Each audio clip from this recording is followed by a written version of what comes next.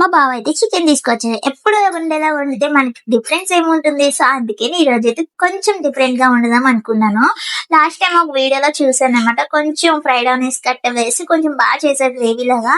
అలా ట్రై చేద్దాం అనుకున్నాను. సో, ఇది రెసిపీ అయితే ట్రై చేస్తున్నాను. ఎప్పుడు వండేలా కాకుండా కొంచెం టేస్ట్ అయితే కొంచెం డిఫరెంట్‌గా ఉందనమాట.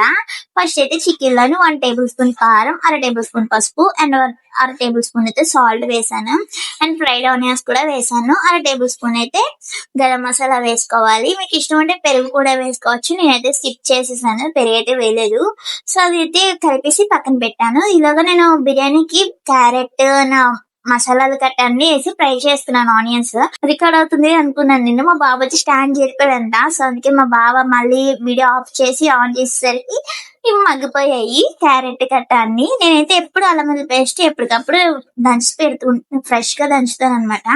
మిక్సీ అయితే వేయను. ఒక్కొక్కసారి మిక్సీ వేసి పెట్టేస్తాను ఫ్రిడ్జ్ లోని. అలా అయితే టేస్ట్ మారిపోతుందని చెప్పి నేనైతే ఈ మధ్య ఎక్కువగా దంచి ఎప్పటికప్పుడు దంచుకుంటున్నాను అనమాట. సో, బిర్యానీకి అన్ని ఫ్రై అయిపోయాయి కాబట్టి దాంట్లో కొంచెం టేస్టింగ్ సాల్ట్ ఉంటే టేస్టింగ్ సాల్ట్ కూడా వేసాను. అండ్ కొంచెం బిర్యానీ మసాలా వేసి 2 గ్లాసుల బియ్యానికి 3 గ్లాసులేసి వాటర్ వేసాననమాట. 3 గ్లాసులున్నర అయితే వాటర్ వేసాను. బాస్మతి బియ్యం అనమాట. నేను ఎప్పుడు ఉండేది బాస్మతి బియ్యం తీసుకుంటాను.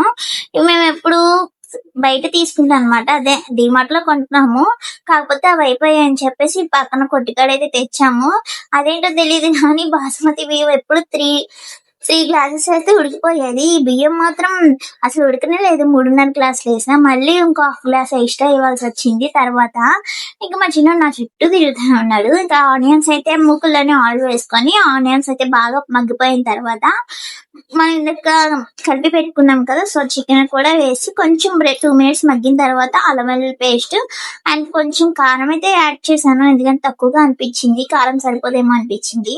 సో, ఆయిల్ అయితే పైకి తేలిన తర్వాత వాటర్ అయితే వేస్తున్నాం. ఒక గ్లాస్ అయితే వాటర్ వేస్తాను. అది బాగా దగ్గరికి అయితే ఉడికి పెట్టాను అనమాట. గ్రేవీ అయితే చాలా బాగుంది. అండ్ ఇక్కడైతే ఫ్రైడ్ ఆనియన్స్ కూడా వేసాను అనమాట. బిర్యానీ కొంచెం ఫ్రైడ్ ఆనియన్స్ ఉంటే బిర్యానీలో వేసేసాను. ఎలా అనిపించింది మా కర్రీ అయితే కామెంట్ చేయండి.